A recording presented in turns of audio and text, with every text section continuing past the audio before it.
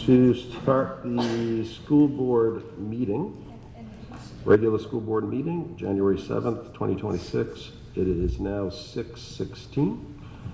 I am going to look for a roll call. We'll start down with the elementary principal. Beginning Principal of Santa Fe Central Elementary School. Amanda Hulock, Director of Student Services. John Ellis, Assistant Principal at Sunfield Middle High School. Sean Moynihan, Principal, Sunfield Middle High School. Hadley Spear, Student Representative. Sango Pereira, School Board. Linda Tanner, School Board. Amanda Sears, School Board. Elise Lazat, School Board. Ed Anderson, school board. Wes Sullivan, Superintendent. Kelly Whistles, Business Administrator. If we could stand for the Pledge of Allegiance.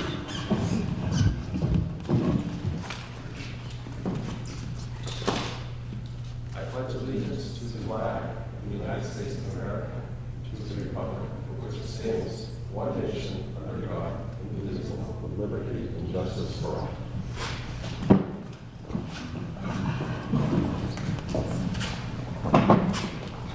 We'll jump right into looking for some motions for approvals of school board meeting minutes. We'll start out with the minutes of December 3rd, 2025 school board meeting.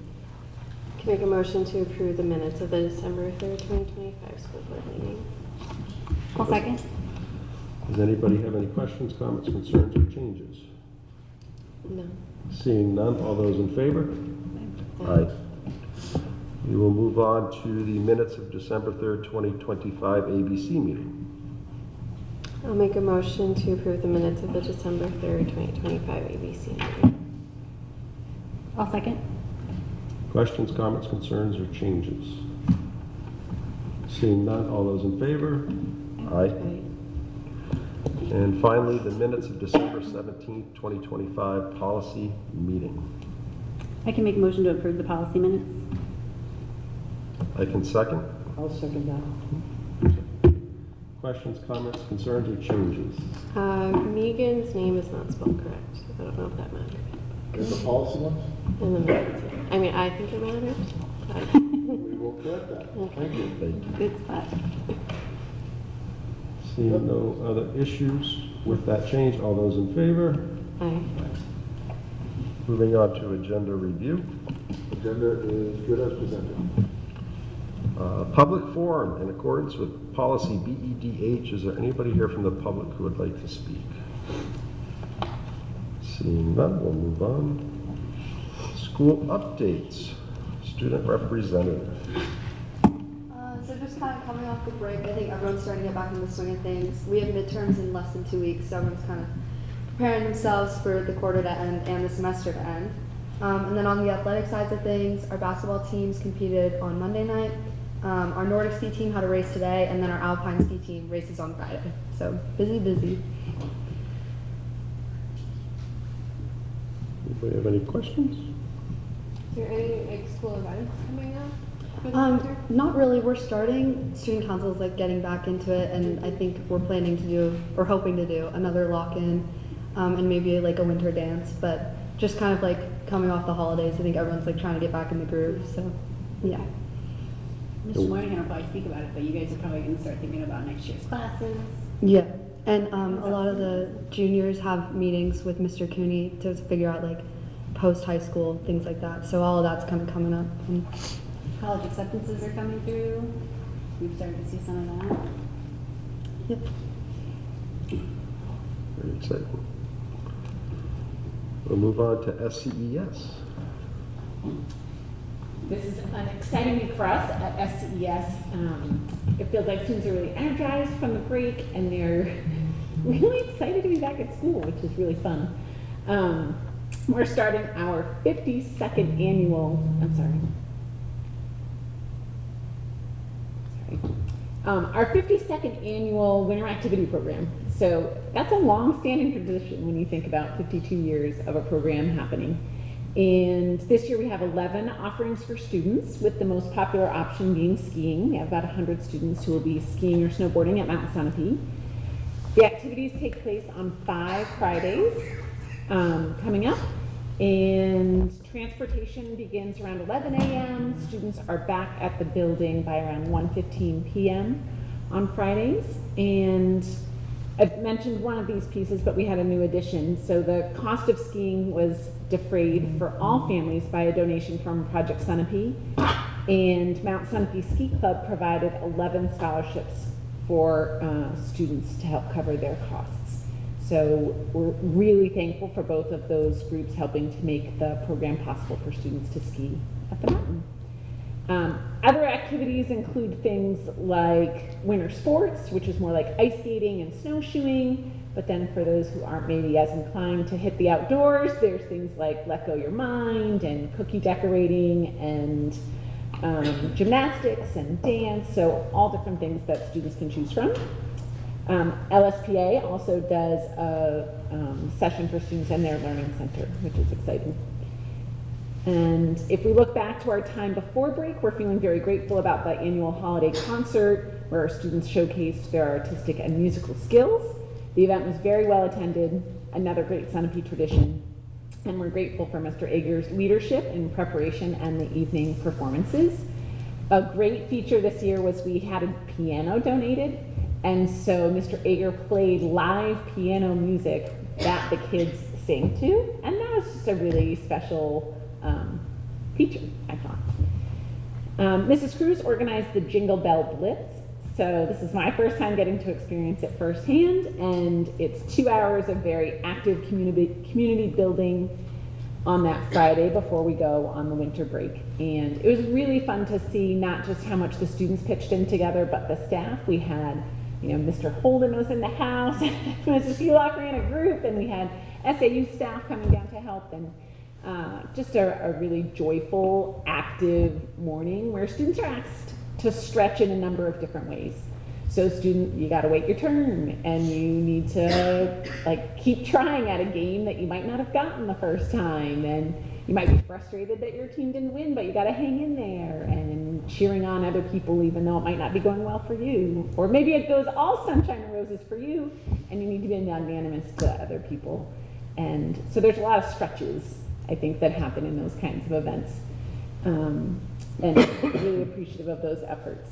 Mrs. Cruz engaged the help of several alumni to help with that event, which is always great to see. So there were 6 or 7 former students who came back and helped to run the event and say, we're coming back again next year too. They really liked doing it. And that just prompted me to think that we also currently have 3 students who took our Principles of Education class here at the middle high school as seniors, who are now on their college breaks and are substitute teachers at our school. Wonderful, right? We have freshmen and sophomores in college coming back and helping with subbing in our school, because we always need substitute help. In terms of professional development, on December 8th, we took a team of 4 of us from the elementary school to a session on executive functioning by Peg Dawson, who's an expert in that field. And the session really reinforced the importance of 6 foundational executive functioning skills at the elementary level. And these skills are things like response inhibition, working memory, emotional control, flexibility, sustained attention, and task initiation. And we talked about strategies to incorporate the teaching of those skills into the work that we're doing in the classroom and other settings. And it was just great reinforcement about things that we often weave in, but just remembering how vital those skills are in life and where the foundation for those skills come. And really highlights the importance of education, I think, in building those skills and capacities for students being at school with other people. We have our upcoming Professional Development Day on the 16th, so a week from Friday, and we're looking to look closely at our mission and vision for the elementary school. It seems like a nice time in January and starting a fresh new year about, what are we really about and where are we really headed, and be able to do that work together and begin that process. We're also going to do some cross-teaching about our foundations curriculum and work on some continued development with curriculum mapping. What's going on for us? Back when I was in elementary school, there was no skiing. I just couldn't wait for pizza on Friday. That sounds a whole lot better. I love love that you get so much support. That's tremendous. It made me think of too, which I know is PTO, but your lottery cards, they're brilliant. They're just so smart. And then when you look at it and you see the support of the community on there and the people represented, and then you see just the variety of stuff, it's really cool. I just think it's an awesome thing for the elementary school. It's awesome. Good job. I didn't invent it. Other questions or comments? We will move on to. I'll just SM. chime in, I guess, one more piece, sorry.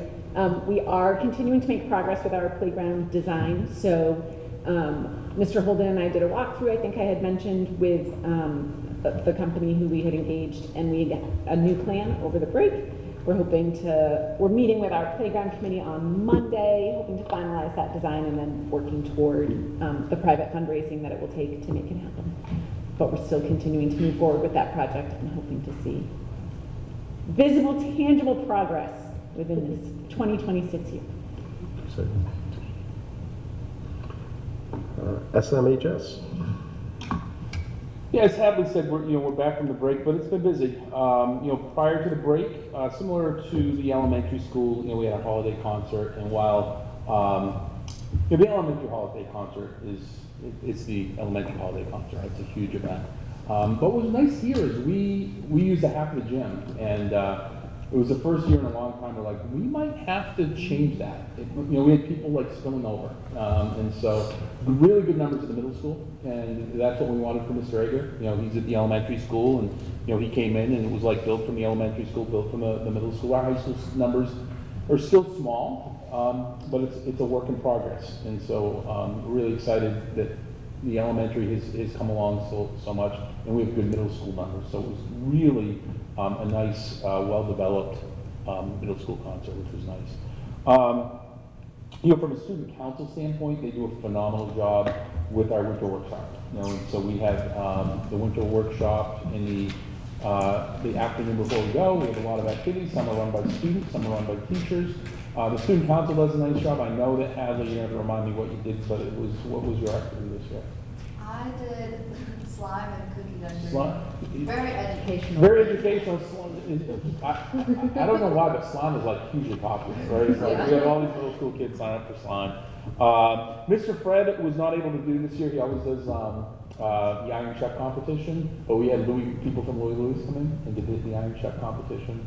So just a nice afternoon, and the student council really does a nice job of filling in of, okay, we need somebody else to run this, and they'll do that. So lots of, cookie decorating and lots of games, and there's dodgeball and things going on. So really good, fun activity to end Friday afternoon, and it's a good chance for some kids who have been a little bit behind on their work that they can have that last 2 hours to really plug away and get to their Christmas break. And if they were missing 9 assignments, maybe they're only missing 3 assignments. It's a good motivational tool as well. We started scheduling a little bit early just to get going on that, and we'll meet with the principal's advisory. We try to meet with them quarterly, so we'll meet with them, and that will be one of the things we talk about, or some of the courses, some of the obstacles that come up. As we go to PD, Professional Development Day, we have the same day at the elementary school. We're going to spend a lot of time on how to comply with the new ed laws with our existing staff. So as we're doing budget, our solution to the new educational courses required is not to add $300,000 in new teachers, so we have to figure out how to do it within our existing structure and what that looks like. So we'll spend a lot of time on our Professional Development Day looking at those, working in departments, updating some of the program and studies, and working with the students, but of course it impacts them and what those things look like. So we'll have that going on. Midterms are coming up, and that's where we are. It's busy. We had our first delay today. Good call by Mr. Holden. We were able to get a day of school in, and our students start with third period, which is the day runs pretty smoothly, but it's still the first time it is. It's like, where are we going today? And it's like third period. Go right to third period. So we had that today. They have period 1 and 2 together. Periods of 1 and 2 study hall on 2 forever. That's how it goes.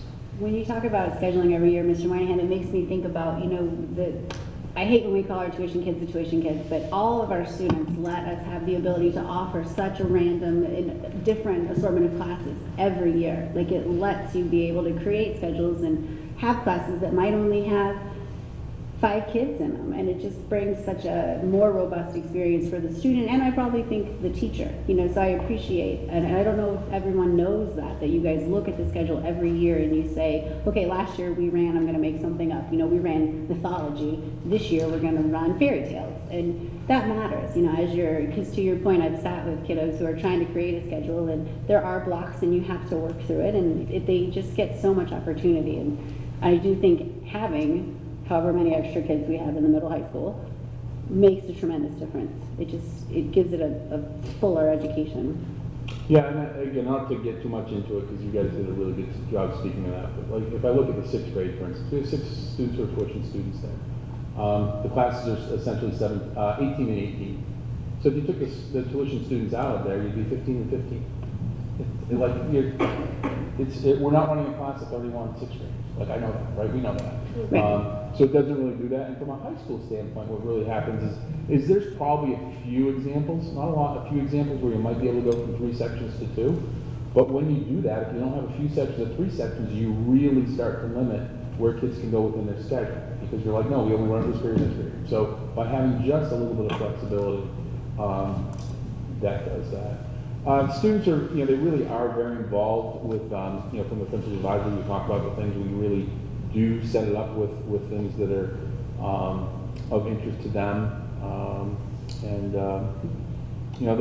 We talked about this before. I'm a little upset that we're not going to be able to run AP US History next year, but outside of that, as we look at things, we're pretty pleased with what we're able to offer. I think we're offering, again, 7 advanced placement courses next year. I think we're offering 5 running start classes, which give kids opportunity to get college credits. We've worked around this. We've worked the schedule around to make sure that kids can access the classes they need and get to the vocational program. So there's lots of interests, and we do that each year. I think that's the important piece to remember is you guys at the middle high school have flexibility to do that. So, if you have 46th graders, some of them are taking 7th grade level classes. Mrs. Reed, she doesn't open up an entire new 5th grade class. Like, we have different caps at different grade levels for our purpose. So the math is really, when it gets up here, it changes as far as what we do. And from a scheduling, standpoint, Mrs. Hulock's here. We go through, I'll just use 9th grade. When we look at the 9th grade schedule, we will take 4 to 5 students. We will look at different kids in different tracks, and this kid is in algebra but wants to take this, and this kid is in geometry and wants to take this, and we will look at the whole schedule and start to really put it together and start to see, are we having problems here? So we're not doing it for 31 because we think that if we look at 5 different scenarios, we're going to do pretty well with it. But there's a lot of time and effort that goes through that to make sure the kids get the foundation.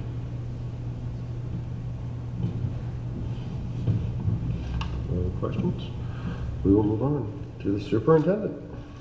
I was one place over here, and I'm like, oh, and then you got me on the tuition thing, and I started digging in, and so I had written a paper a while back regarding our tuition students, and I had revised it for this conversation tonight, and I showed that slide a few minutes ago from 2008 to 29, from 08 to 09 to 24, 25. $5.9 million is nothing to sneeze at in revenue coming from our tuition kids. $5.9 million, $6 million in revenue. That's unanticipated revenue. And that certainly, as Sean said, we're not lowering teachers or cutting because, again, we may have a class of 4 kids that want to go into pre-engineering and not run it. So that teacher would teach a different section of a different class, computer topics. But 2 tuition kids now in the section of 6, we might run. And I also think it's really important to understand diversity is important for all of us. Bringing students in from other communities that have experienced, whether it's here in New Hampshire or outside of New Hampshire, who just have different experiences of life that add to conversation and debate and dialogue in the classroom is essential, and it's a lifelong sort of skill that we all have to learn that carries well beyond the hallways here at Sunapee and the Sunapee schools. So I think there's a lot of value in our tuition kids outside of just money. I think there's a lot of intrinsic stuff. I think there's just a lot of relationship stuff. And just that interaction with our kids alone. I feel very comfortable when I pulled up our staffing sheet.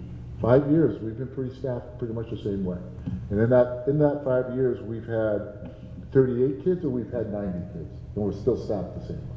So I can't tell you that we would have lost staff if we would have, because we're just not. And we gained 36 new Centipede kids this year.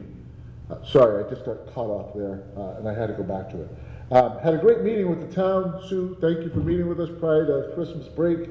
And we discussed our budget as we review at our ABC, and Ed was there and Shannon was there. It's a great opportunity for us to sort of just bounce some things off each other and listen and learn.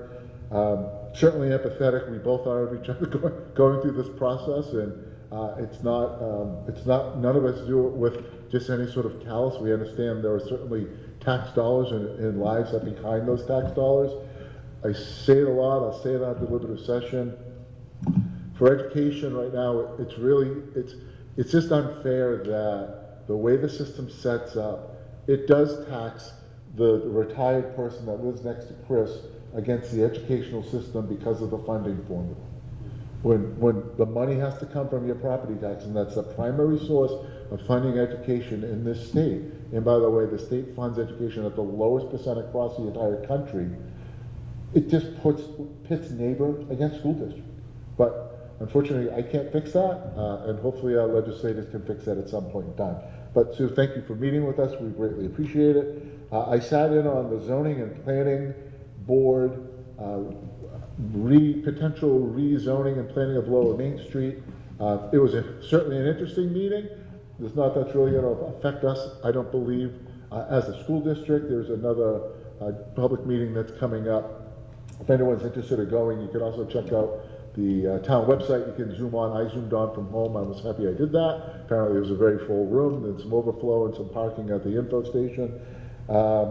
We will be having a desk audit from the Department of Education regarding assessment protocols for Sunapee Middle High School. So we'll get that audit back. We'll let you know what that looks like. Been following legislation, and I like to think it's getting better. It's hard. It's really hard to watch public education try to be dismantled, and that's truly what it's doing. What I just said about neighbor and school district, there's an overall philosophy there that's nationally driven, that's certainly caught on here in New Hampshire.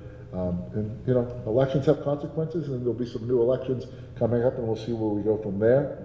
Megan's not back, so I can't tease her, but the Jingle Bell Blitz, she did mention there was a flash mob of teachers that broke out into song and dance. I do have video, but I promise not to share it. But it was really cute to see teachers get involved that way. And the teachers do have a 3-team competitive, I believe it was called Santa's Reindeer Sleigh, where teachers sit on mats and scooters, I think 4 of them, and 2 hold on to these rubber noodles, and they race them around the gym as fast as they can go. And it's like roller derby, quite honestly. Like pushing, shoving, knocking over. So yeah, as you said, the kids had to really learn a lot that day. I think the staff had to learn a lot that day too. So, what is that date? I don't even know what that date is. That's okay. What's February 23rd, 2026? Oh, I wanted to just hit quickly, and I won't take much time, the open enrollment. Again, I'm just trying to protect our district right now. I don't want to be losing revenue. I don't want to be losing, and I do believe that students should have choice, but they have to fix the way the funding goes behind that choice. It's just not fair the way it's done. Equitable is equitable, and equitable shouldn't matter where your zip code is. It should just matter that you want an education that fits you and will help you be successful. I think at some point that legislation will change, but for right now, I really would hope that this community will listen and ask questions and attend. I know that's going to be hard. That's a challenge for me because people don't listen and show up and read and do those things. But I do think it's important that we pass this warrant article.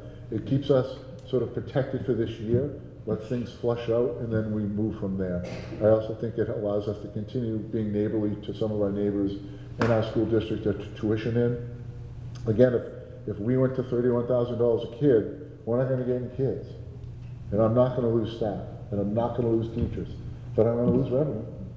Because all they have to have is one school district that'll take those children at what is being offered by that town. In Fall Mountain and Newport and Claremont, we'll do that. And if we're not in the game, and I know I pulled the slide down, but when we got in the game from stop charging our $26,000 somewhere around 2015, our numbers exponentially went from 15 to 22 to 31 to 34 to 38 to 40 to 69 to 80 to 90. Right? Exponentially went up when we got in the game. We have a good product here. Our teachers do a phenomenal job, and I think people are attracted to that. Doesn't mean they're not attracted to other school districts, because there are things that may be attractive to folks. I just like to figure out this get us open enrollment thing figured out through legislation, see how it's going to happen, see how the funding works, and then we certainly can move forward and adjust based upon that. But it is confusing. I know it's been confusing for the board. It's confusing for me. But I'll do my best to continue to keep you guys up to date and moving forward. And I also do want to just commend Alex Agar, has really done a nice job over the last 2 years stepping up as our music teacher and our band and chorus teacher. The performances real cute at the elementary school. If you haven't been, go with the fall shows, as Sean said. And the middle high school, right? Our middle school band, 30, I think it's close to 30 kids right now. And it just seems to be getting better and better. And when we hired Alex, we told him very clearly, like, listen, you got to build a program. If you want a job, build a program. And he's built a program, and he's done a nice job of it. So kudos to Alex. Any questions? Seeing none, we'll move on to school board topics upcoming. We have the April guidance and adjustment counselors, as well as the June strategic plan update. Yep. Anything else? Anything else, you guys just let me know. We have policies first reading, so look for a motion to approve the first reading of policies as written. And after that motion to approve, we'll have some questions. I can make a motion to approve the policies as first reading. I'll second. Any highlights that you'd like to point out from these policies? Excuse me? I'll just ask if she has any highlights she'd like to point out that's jumped out of the... So we met in December and reviewed these. Most of them are pretty simple and straightforward. So the AEDs is just a revision. Supervision of construction is that if you have a project over 1.25 million, you have to have a clerk. It just became official policy. Sorry about that. Employee student relations, the update is more that we can't transport students. School year, school calendar, just made sure that graduation cannot occur 5 days before the end of the school year. Like, I had to really think about what I was saying right there. 5 days before the end of the school year, which we talked about and we've not had that issue before. Advanced coursework is talking about just how the state funds the different levels of CTEs and how they can do dual enrollment. Where'd I go? Oh, the bullying is, thank you. I was like, why do I have too many pages here? It's reformatted. And then the last one is changing school assignment was reformatted. Am I right, Linda? Am I off, Linda? There were some changes from the state. Yeah. Reformatted, and if you have a best interest placement, you have multiple level schools in your district, you cannot deny the best interest placement. So if you have 2 elementary schools, somebody has to go to the other one, you have to agree. Yes, so it We don't doesn't have really apply to us. We don't.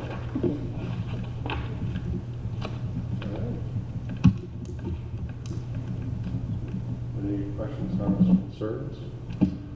All those approve the first reading? Aye. Okay. Action items, looking for a motion to approve the proposed ABC report.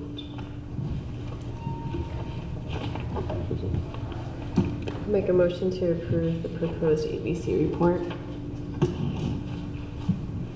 I'll second. So just, one, I want to thank our ABC members, Jen, Scott. I know we asked Harry Claus also to be a part of it. Unfortunately, her schedule couldn't align.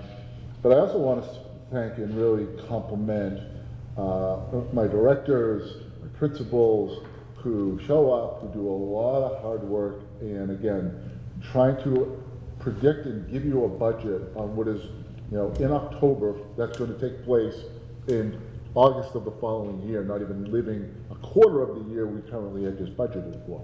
And so, whether it's transportation, it's technology, I asked all my directors to do a narrative, and that narrative certainly gives an outline of what is to be anticipated, where sort of their budget is going, what they're anticipating on being an expense, what reductions might look like, but also try to give you some historical perspective and legal perspective about where things are going, education that may affect those specific departments. Whether it's, again, transportation or John in technology, Amanda certainly does a phenomenal job in special education. And that's probably the hardest of all our budgets to predict because it does ebb and flow more than any other part of our budget.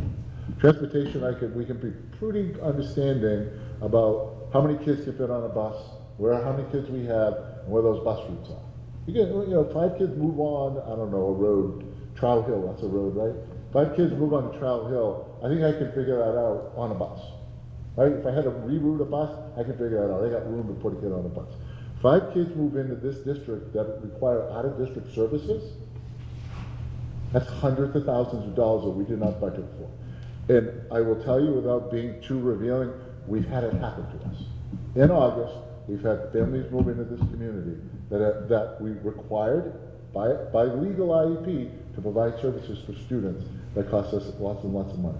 That's our job, that's what we do, that's her job to make sure we're prepared for it, and she does a great job of it. So I just wanted to thank all our directors because doing the work of presenting to you folks as an ABC and our community members as an ABC, that's not something they have to do every day. They have to certainly do that to me, but to do that to a lot of other people, certainly something that's a little bit out of their wheelhouse. I'm very fortunate they're comfortable in it, but still we ask a lot of them and they do present and provide. Again, that budget book, it's a 2-inch thick budget book that's prepared by our directors, our BA, and our administrative assistants. So I just wanted to reference that before you voted on the ABC. Reference, you were 7-0, 7 in favor of passing the ABC report. You have a 7-member voting committee, 5 board members, 2 community members, and all 7 voted in favor of support. I know we've been definitely over this a lot. Any other questions, comments, or concerns? All those in favor? Aye. Going to look for a motion to approve the proposed 2026-2027 budget. I'll make a motion to approve the proposed 2026-2027 budget. I'll second. Questions, comments, concerns? No. Again, we spent a lot of hours on this, so we'll move on. All those in favor? Aye. Aye. No opposed? Look for a motion to approve the 2026-2027 warrant articles. I'll make a motion to approve the 2026-2027 warrant articles. I'll second that. Thank you. Questions, comments, concerns? The one linked in the notes is without, The one that's in your notes does not have Article 8, but I'm assuming based upon your motion in that Yep. meeting that because that'll be part of it. It's automatically. it goes that way, got it. Yeah. Makes total sense. Always good to make sure. All those in favor? Aye. Seeing no opposed. And a motion to approve the proposed 2026-2027 default budget. I can make a motion to approve the default budget. I'll second. Melinda can second. Anybody here have any questions, comments, concerns? My only question, Russ, is do you feel comfortable with everything that's been over with our attorney on this?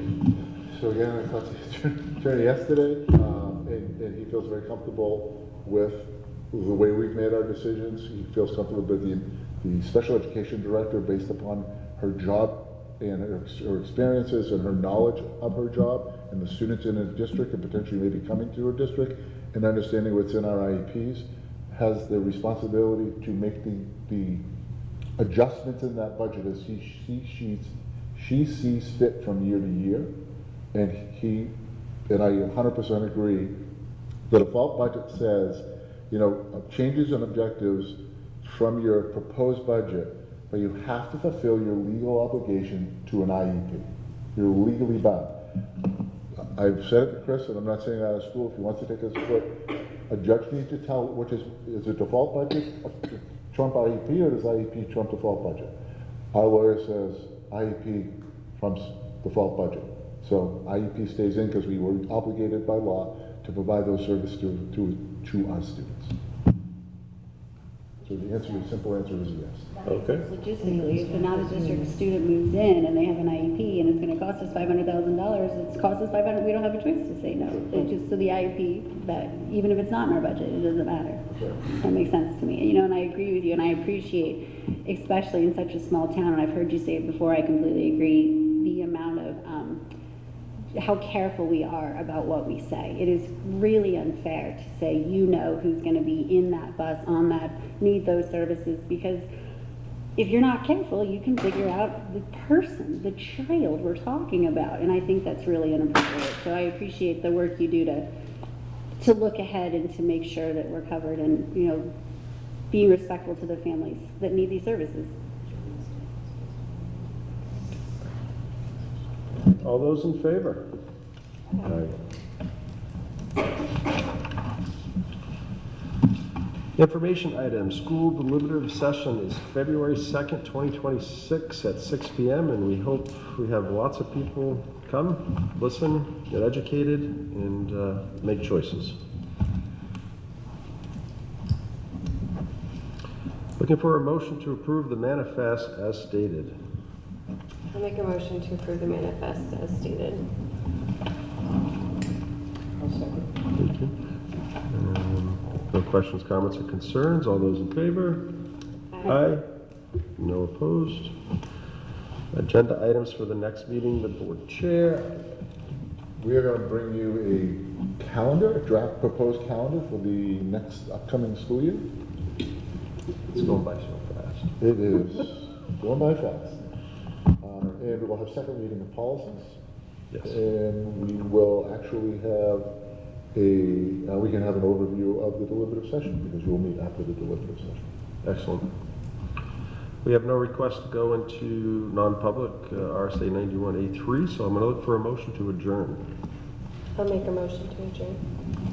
I'll second.